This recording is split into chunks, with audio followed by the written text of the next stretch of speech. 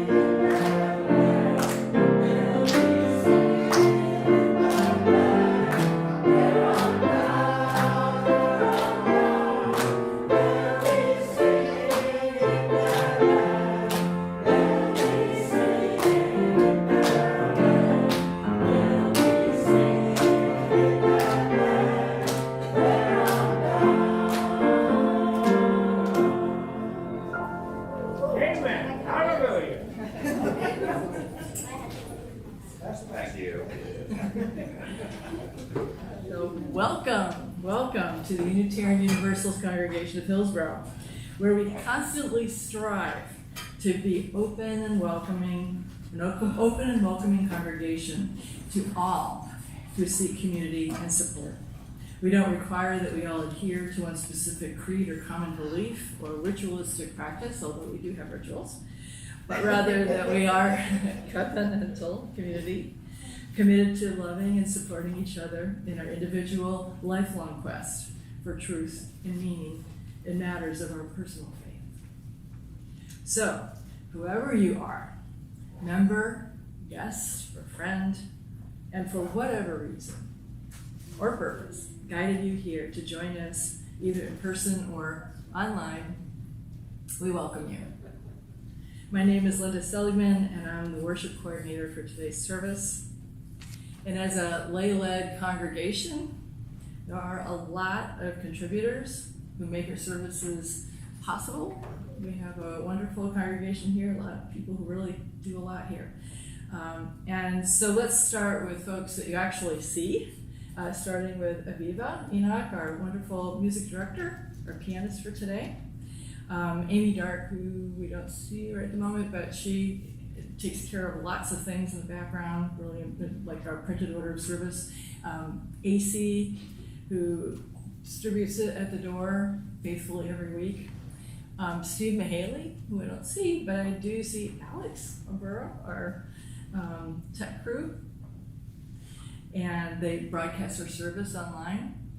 And our listening ears, who today happens to be me, Linda Seligman. So after coffee, feel free to seek me out. We also want to recognize all the unseen folks that are not here, but make sure that the lawns are mowed and our bills get paid, and for our RE folks who are awesome and make sure that we have ongoing care and direction for our little ones. finance, ministry, fellowship, buildings and grounds, and a rotating group of volunteers who even provide coffee, which we all really appreciate. So today it's my pleasure to introduce our General Assembly team. And that's Lou Goodall, ding, Molly Rugg, ding, Amy Tattersall, ding. They wasn't going to call on you unless you said this something. Okay, and Chandra Saunders, ding, our faithful GA attendee. So today our delegate team is going to give us a sermon titled Faithfully Becoming, UUA 2023 General Assembly. And by the way, our theme for this month is Embracing Possibility. So we welcome you all today. Thank you for being here. But before we start our time of worship, let's take a look to make sure that our cell phones are turned off, and that also we share some announcements. Does anybody have an announcement?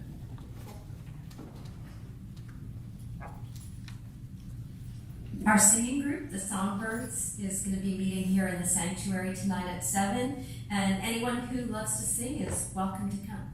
7 to 8:30 here in the sanctuary.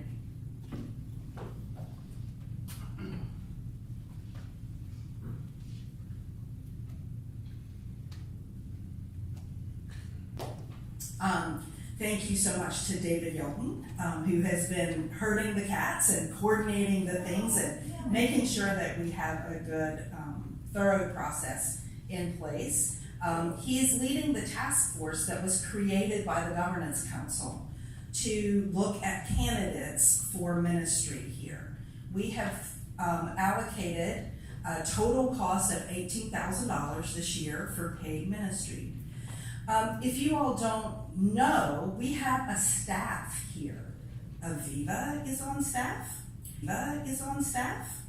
Amy Dark is on staff. Alex Hillsborough is on staff. And Annabelle, I know your name. And I know you. So we have a wonderful staff. We're already paying people to do things. And now we're seeking to find a professional minister to do some other things. I need you all to think about something, though. And this is from the book, Part-Time is Plenty. $18,000 doesn't buy a lot of ministry. So I want to share this with you all. Know what this is and want it. Even before looking at part-time ministry models, congregations need to lay a foundation for success that begins with knowing what to expect and not expect. Seeking a part-time pastor should not be a hunt for a hero who will provide full-time ministry for part-time wages. A healthy, thriving congregation with part-time clergy accepts the pastor's limits and lives into its potential as lay people discover they don't need a pastor hero. What they need instead is to become ministers. So you don't need to go to divinity school. You just need to look at all of your volunteerism here as a ministry. That's what I wanted to share. And I'm going to gift this to Aviva.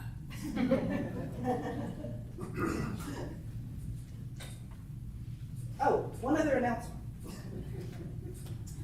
I went to the leadership meeting of the Justice United group because Justice United is engaging in a new cycle to figure out what we're going to focus on next. It was very exciting. There were lots of interesting ideas about building affordable homes or working with these trailer parks to become co-ops and oust their owners and all kinds of exciting ideas, and we need you all to get involved.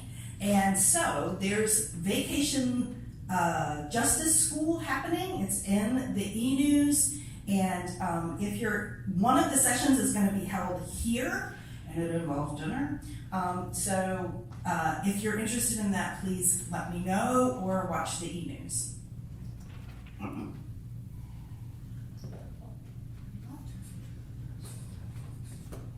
Hi, I'm Kim. I I'm the stewardship lead, and while we don't have a formal stewardship meeting yet, I would love to chat with anybody that's got any ideas or wants to help out. Looking to do a fundraiser this fall, and I would love to get anybody's input. And just a second thing is I'm also doing coffee hour today, and I brought in a bunch of fresh figs from our tree, so I hope you guys really enjoy them. If you've never had a fresh one, you're in for a treat.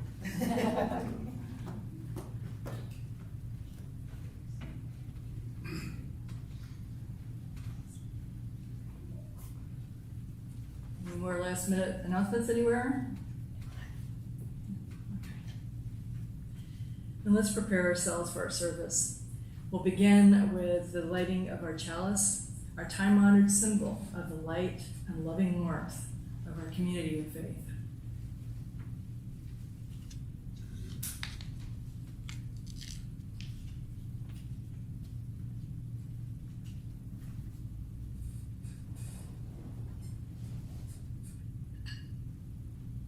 Thank you.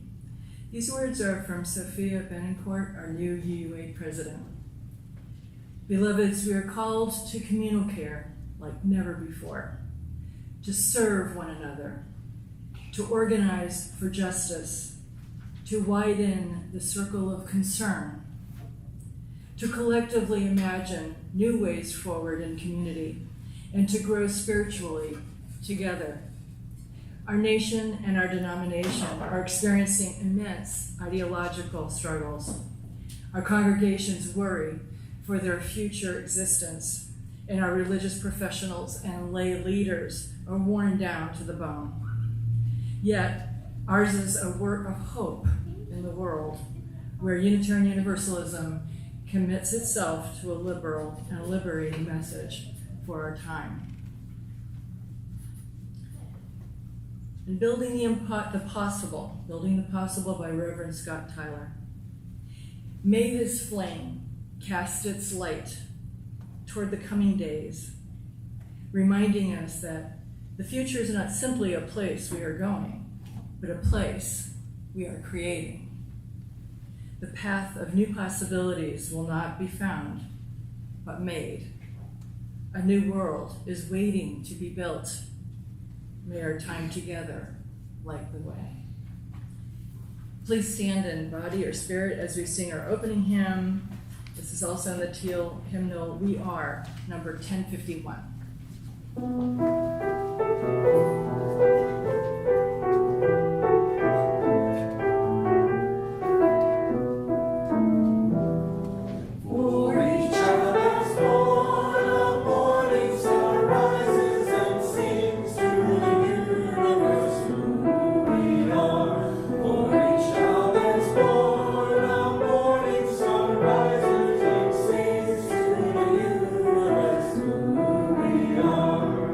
We are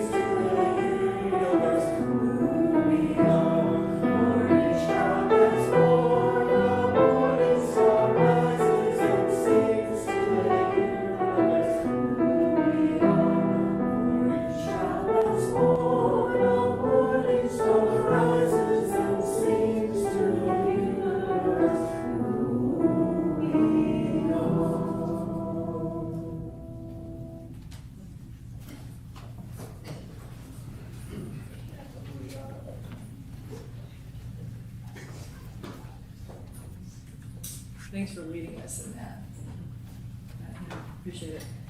Ours is a welcoming community where we find connection, a sharing community where our joys are celebrated, and a caring community where our sorrows are listened.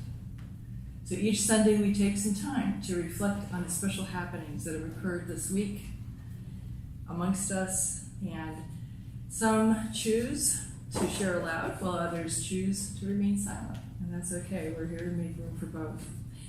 For those who would like to share aloud, please take a moment to center yourself and collect your thoughts so that what you share this morning is personal, heartfelt, and brief.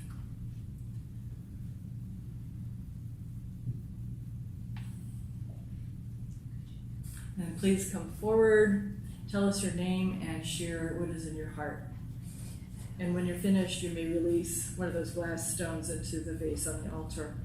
And for those of you who are joining us online and would like to share your joys or concerns with us, please put it in the chat and tell us what you'd like us to read aloud, and we'll be happy to say that for you and drop a stone for you.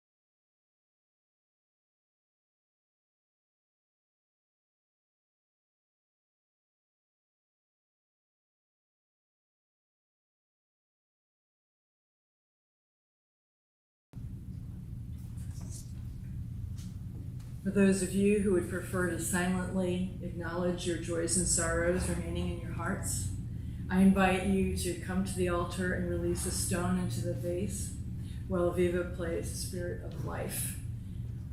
And after she plays it through one time, you're all invited to sing those words that are in your order of service.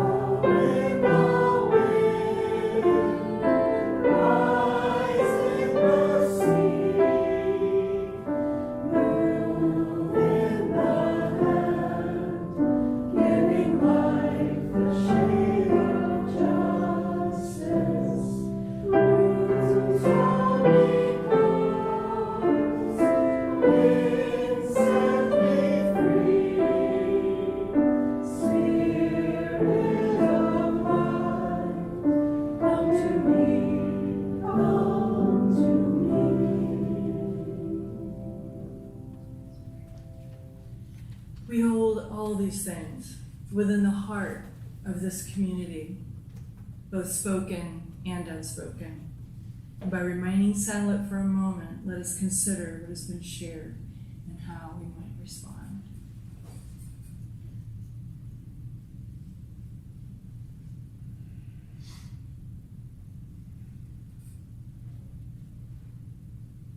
And let us close together with Amen and blessed be. Amen. Now let us sing our children to class with a children's blessing located inside the back cover of your gray hymnal.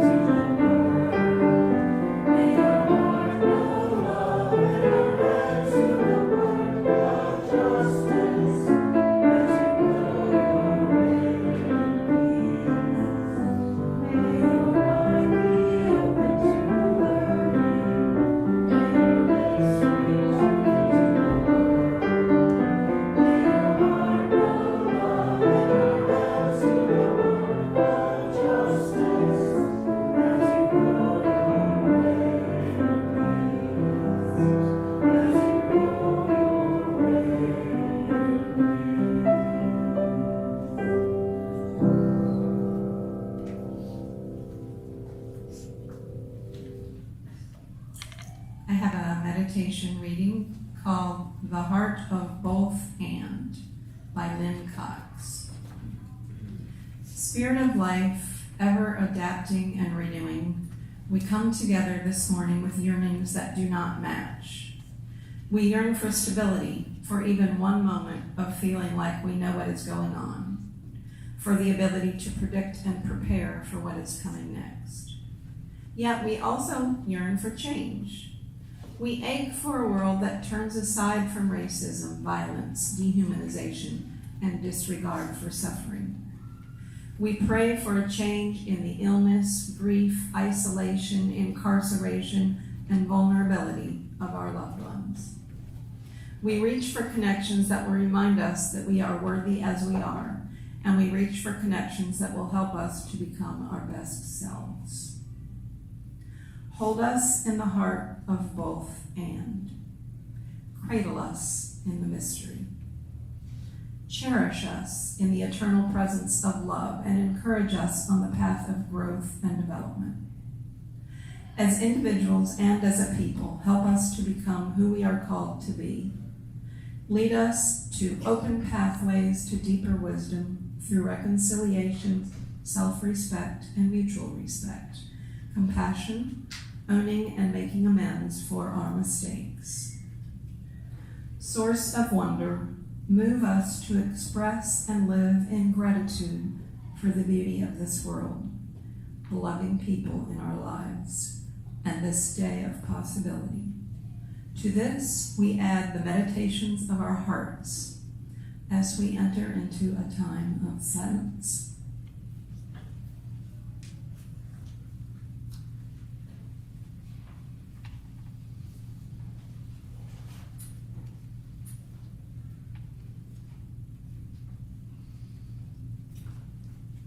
So for the sermon portion, we'll have our GA folks come on up and ignore the order of folks who are speaking in your order of service. They know what they're doing. Well, as one of your delegate emeriti, and longtime host of virtual General Assembly, I am leading you off today with my short reflections of GA this year.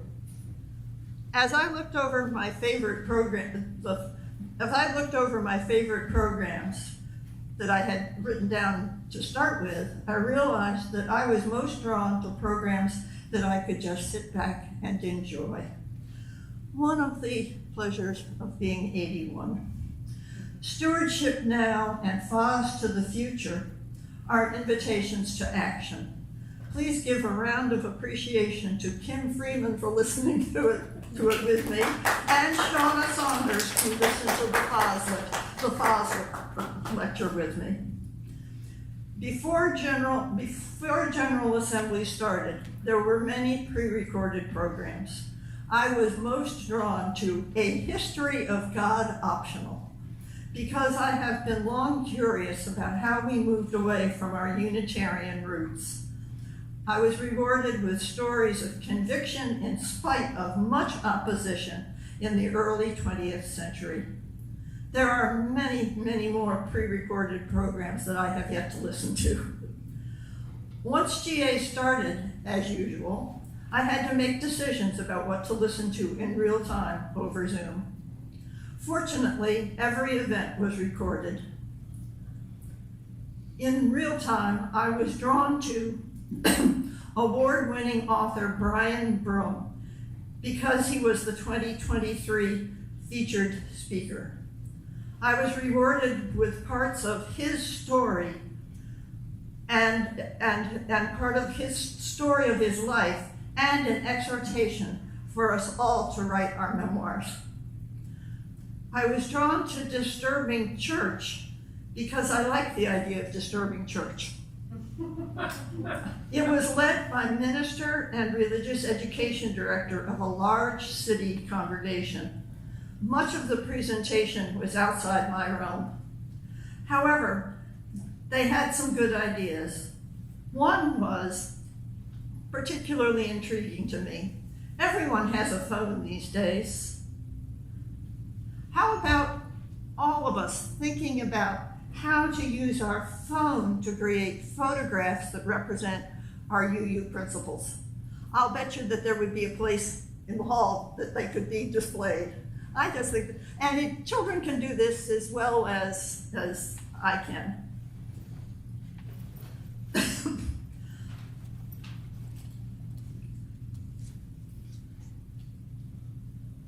There was also an exhortation in this program that resonated with me. Whatever you do with our Unitarian Universalist faith, move slowly and not try to make too many changes at the same time. I was especially drawn to Deeper Than the Skin because it was in the middle of the morning worship, and I did not have anything else pressing to do.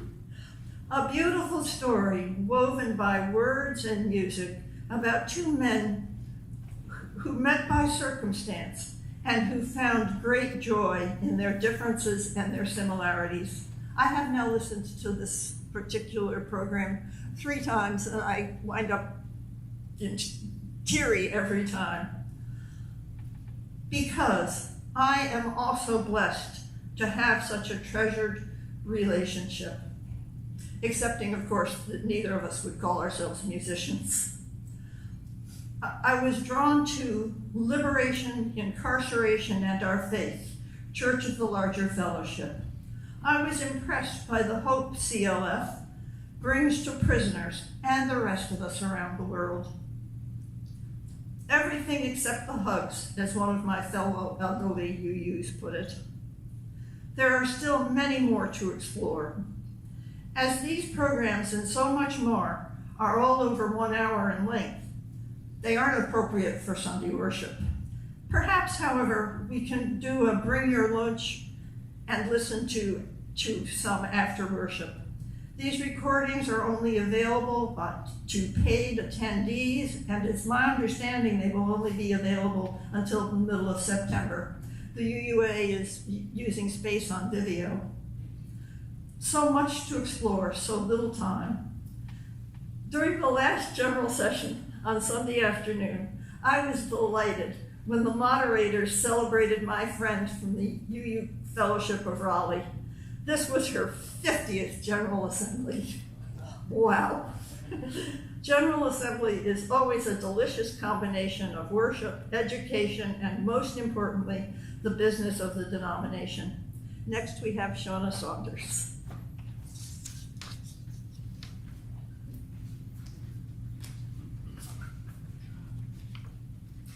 Well, I was lucky enough to attend part of General Assembly virtually because of Amy, and I'm going to share with you some of my reflections on the religious education lecture that is funded, called Foz to the Future, in honor of Sophia Lyon Foz. This was a panel of religious educators, I think 5, who were from all over the country. They were Aisha Hauser, Catherine Childs, Kirsten Hunter, Emelinda McLean, and Kiana Dene Perkins.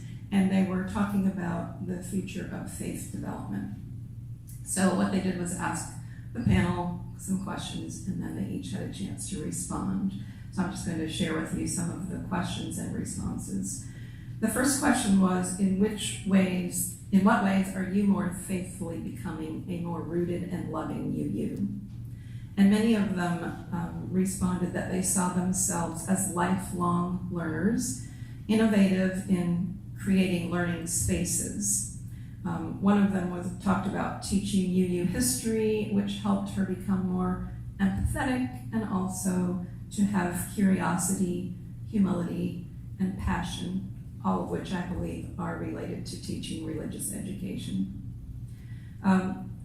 One religious educator talked about sharing education based on values, such as Our Whole Lives program, also based on agreements and healthy relationships. And she talked about leveraging her privilege for good. She was actually teaching the Our Whole Lives sexuality program in public schools for free, and she was recognizing that that was innovative and also sometimes frightening, but that she was supporting families, some of whom had very different values, and respecting their values.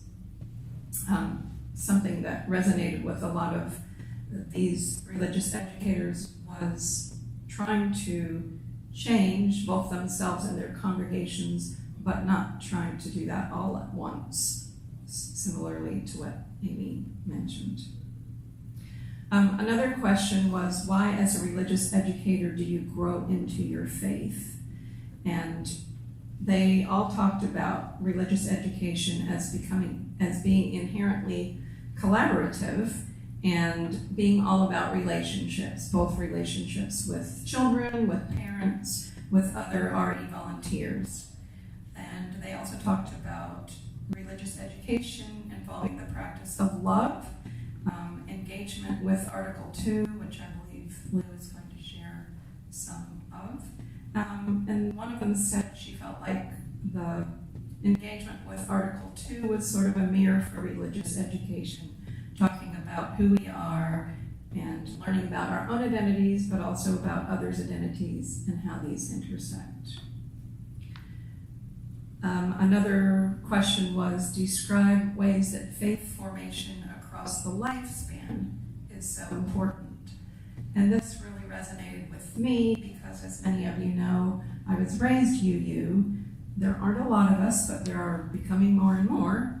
I don't have a lot of memories of my Unitarian religious education growing up, but one of the reasons that I taught curriculum such as Bible stories when I was here at UUCH was so that I could learn some of those pieces of Christianity and Judaism that I was missing. So now I can actually answer some Bible questions on Jeopardy.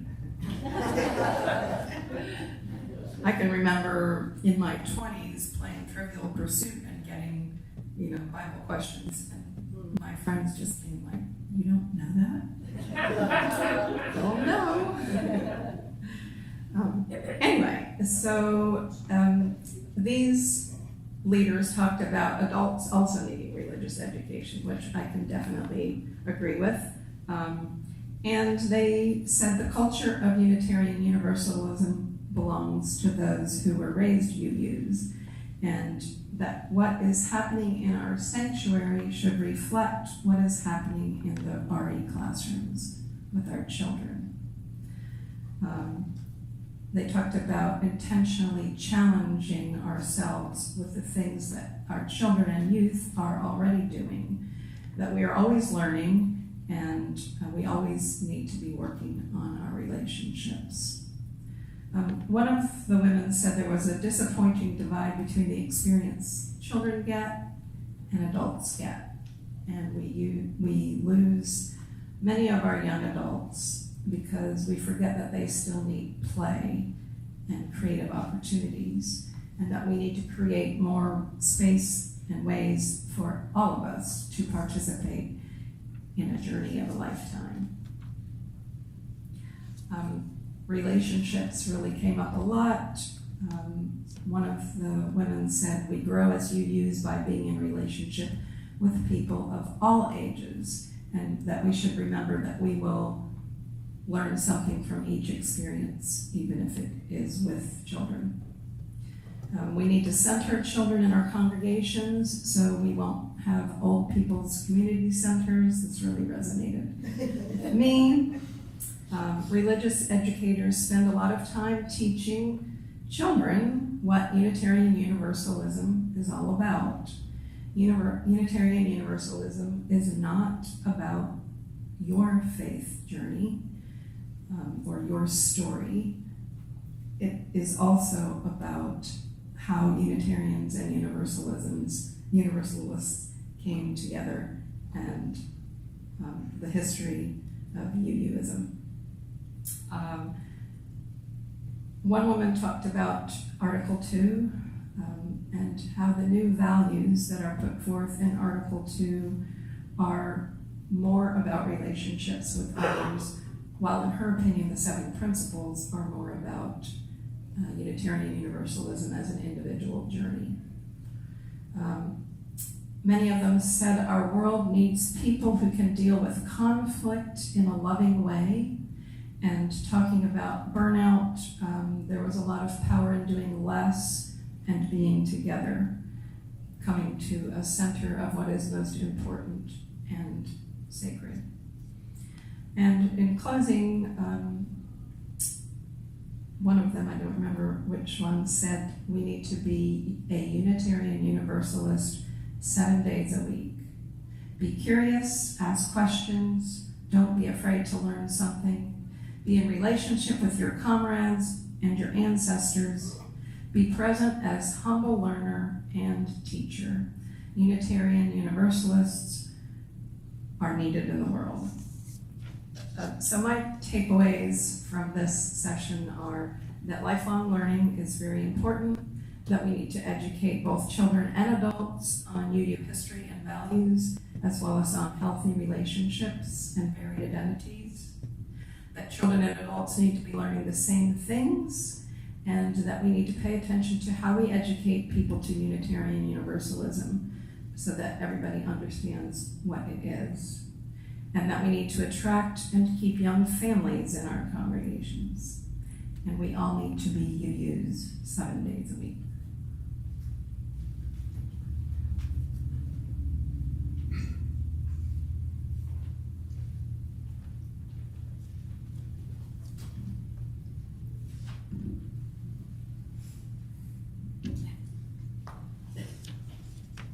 So I thought that probably the most important part, well, I won't say it that way. First of all, the most important part was getting the new people into their positions, the new president, all the committee heads, and so on. So, there's actually very little dissension about any of that because there's really only one candidate mentioned for each post, except in one small case where the choice was very clear between the two people. So, all of that got taken care of just fine. I think that for me, the most important part had to do with Article 2 of the bylaws. The things that we see in the front of the hymnal, the 7 principles, the sources, and all of that. For most UUs, those things have been there for long enough that they're very much in love with them and try to be guided by them, and they don't want to turn loose from those. However, there has, I think, been a realization that simply having a statement of some particular principle, let's say love or getting along with each other, it just, it doesn't, well, that second one's not correct. Let me put it this way.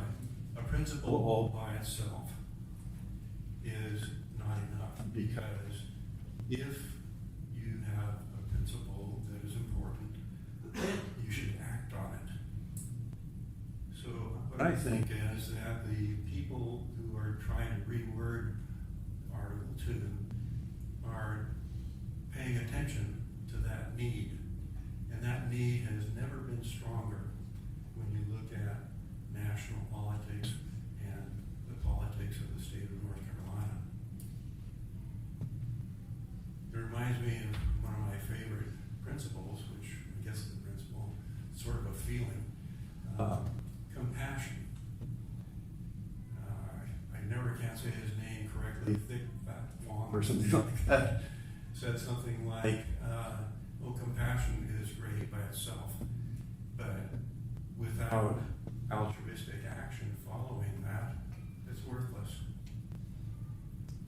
So I think that these people are on the right track when they're trying to reword everything and look more at actions. I will say that it had already been noted before that some of these principles seem to be lacking something, and thus we had an 8th principle that was developed. I personally thought it was not that well worded, and I'll share with you in a minute my wording. But in fact, there were a lot of congregations that didn't like it or chose to either use it or not use it or altered it, whatever. So by itself, I would say it was not a booming success. However, it was a harbinger of what was needed in the opinions of a lot of the people at UU.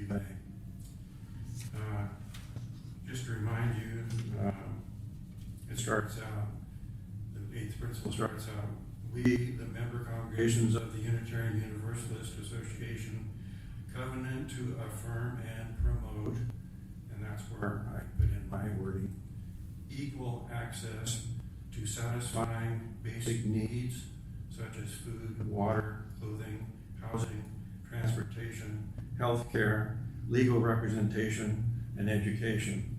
Obviously, that's not a complete list, but those are examples. So when you look at what is being done,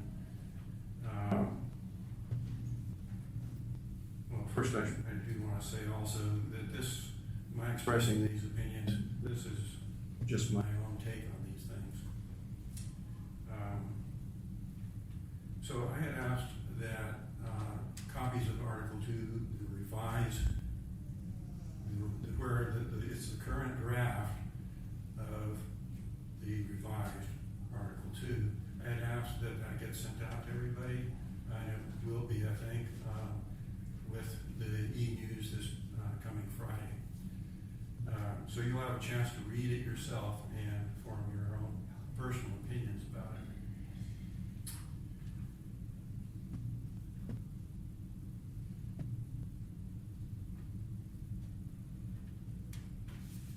So one of the points that I think was very important was that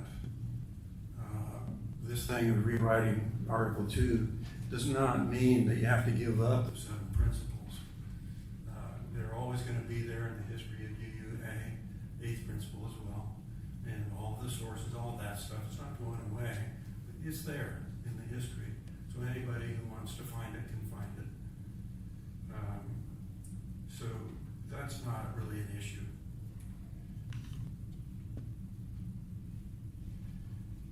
As I mentioned, I think that the writers believe that the times we're in call for focused action on behalf of those principles in order to protect our democracy and our planet.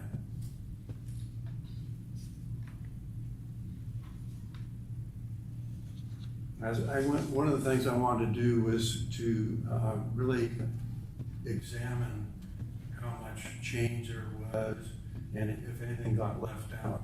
And in fact, I did find something that got left out. It was only one thing, but it was super important. That was the word truth. In these times of misinformation and disinformation and manipulating other people in different ways, that lead to conclusions that aren't very good. Truth is really, really important. We need to be able to discern truth from lies or deceptions or whatever. So I actually am going to send some wording to them about the truth, and my wording would be something like this. I don't know where it would go exactly, but it would be in there somewhere. It would be, we advocate for truth and oppose disinformation and misinformation. We stand for democracy and oppose autocracy, both in the USA and abroad.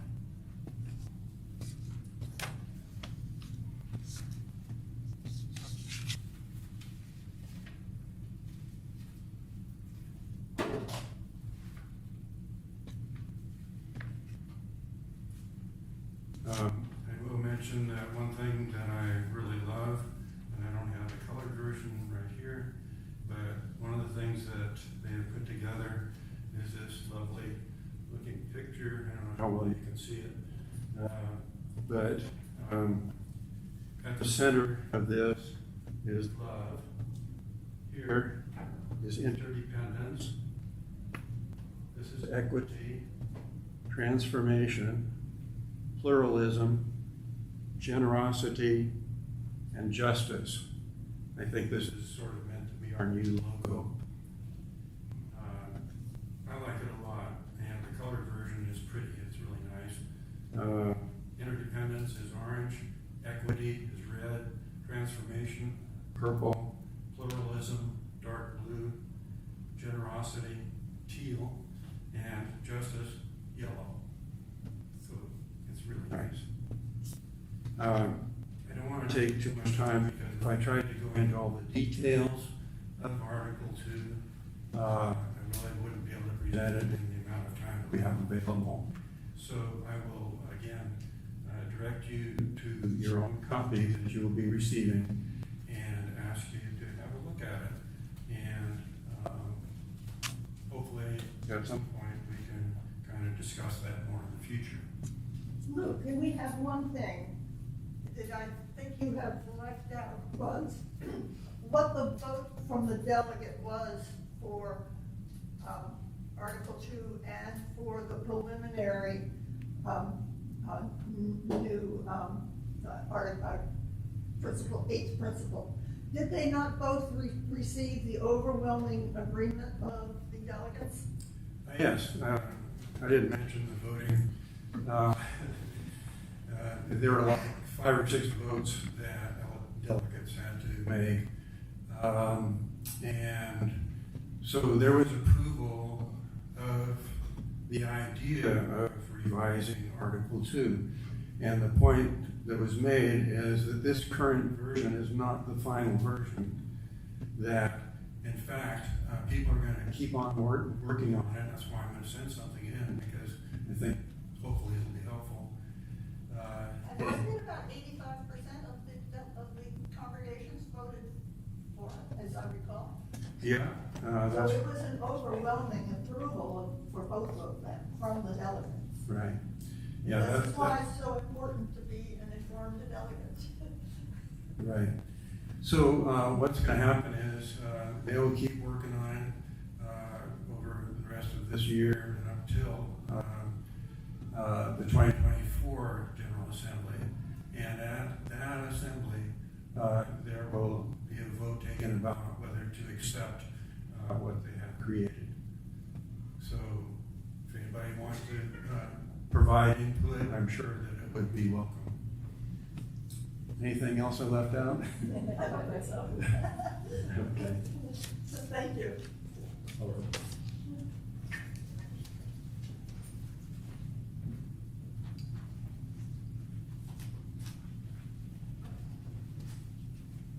I'm sure why I had to go after Luke. Hi, I'm here to talk about the actions of immediate witness. We had a really good list of ones this year. I think it was about 6 total, but only 3 of them made to ballot. The ones that didn't make it to ballot be voted and finalized were, there was one on nuclear prohibition, one that addressed the military emissions that affect climate change, and there was one that addressed the Russia invasion of Ukraine. The ones that did make it to be finalized were ones that were all passed, all of them. They all got over 80%. The first one that I'm going to be talking about is Organizing for Health Equity, which passed with 85.8% approval. And the people who presented this to GA brought it forth because there have been many legal attacks to not only abortion as health care, but also to trans health care all across the United States.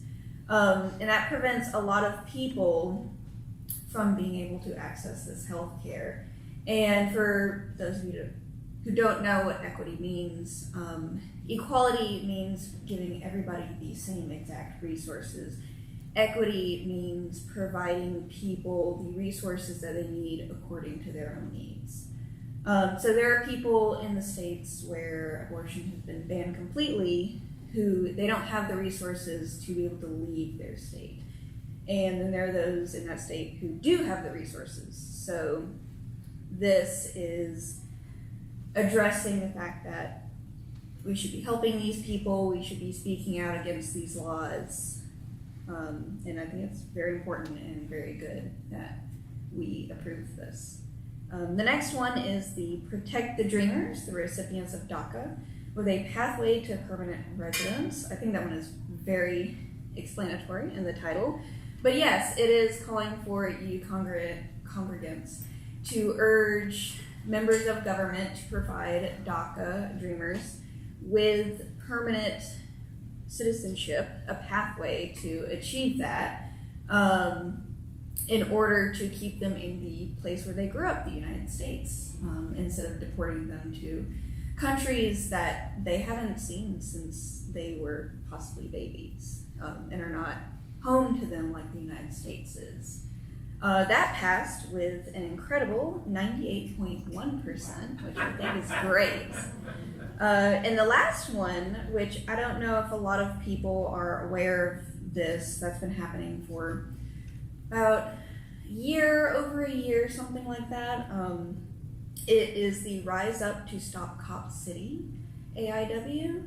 And for a quick background lesson on this, Cop City is the name of a project that the city of Atlanta, Georgia has been trying to break ground on. It would be an urban training facility in a forest outside of Atlanta for police officers. And it wouldn't only affect Georgia, but it would affect the entirety of the United States, as other states would be sending their police officers to this training facility.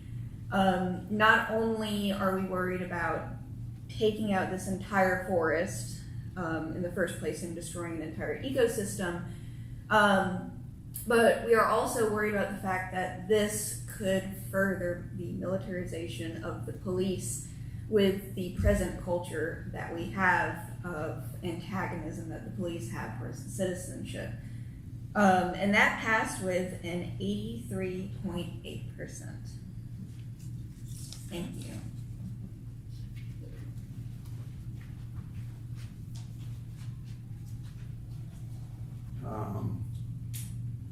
The roles that fossil fuel companies and banks and so on have been playing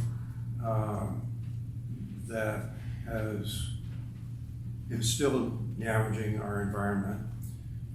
The idea was that with all the investments that UUA has in the fossil fuel industry, and there's actually quite a lot, that UUA should divest themselves of those shares. And the money from that divestment would then be spent on reparations to black people who've been in slavery and all the different people that have been discriminated against. This was great, and I was in favor of it until I thought it through, and also because people were allowed to speak pro and con for each of these measures. One of the people that spoke con was a member of the Treasurer's Committee, and he said that if you do this, it will throw UUA into a big turmoil, because this is a huge amount of money that would suddenly be removed from that particular part of UUA's investments. Oh, including the endowment. Of what? Including the endowment. Yeah, including the endowments. Amy understands the endowments better than I do, so maybe. That's enough. So anyway, that one actually failed because people recognized what that guy was saying was right. It's not that the idea of divestment is wrong, or the reparations either. The reparations part is a little bit more controversial, I think, because how to do that is really complicated. In any case, that was the only one that did not pass. I forgot that one was an AIW because it felt like its own No, whole I thing. didn't think it was an INW. I thought it was. Oh, okay.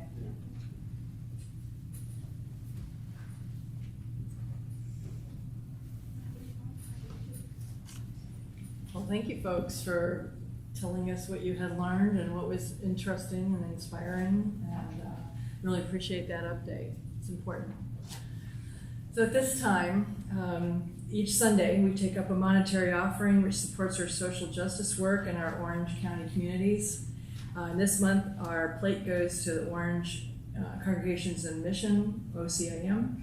So please donate by placing cash or checks in the offering plate. Write plate if you write a check. You can donate on our website or use the QR code printed on your order of service. So thank you for your generosity. Thank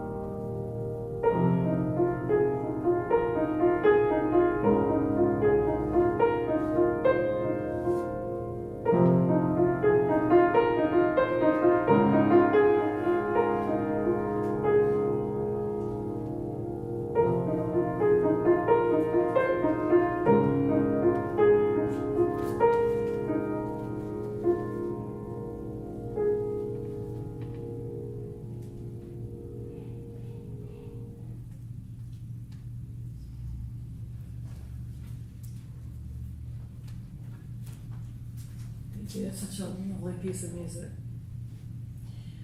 Please join me in our prayer of collective gratitude found in the order of service.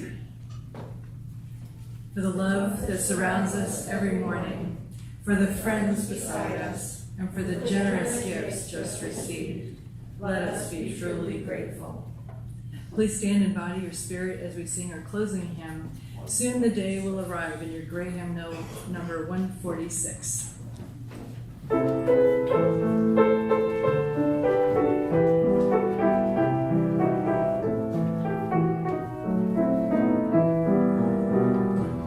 Soon the day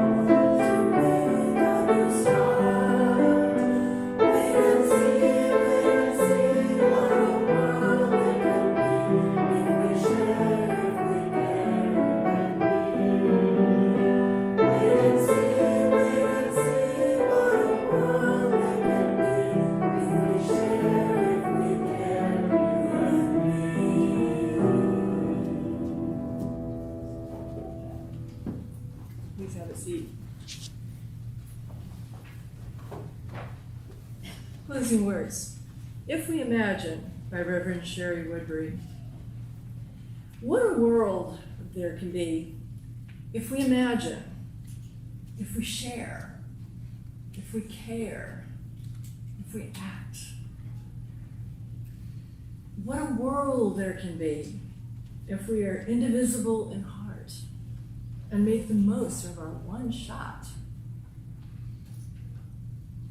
Let us trust that the seeds we plant in time will flourish,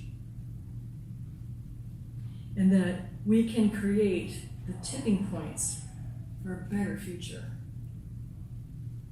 for our children's children, and the great web of life on earth. Let us make a new start. May it be so, and blessed be. Now please join me as we extinguish our sacred UU chalice. And thank you to Pal.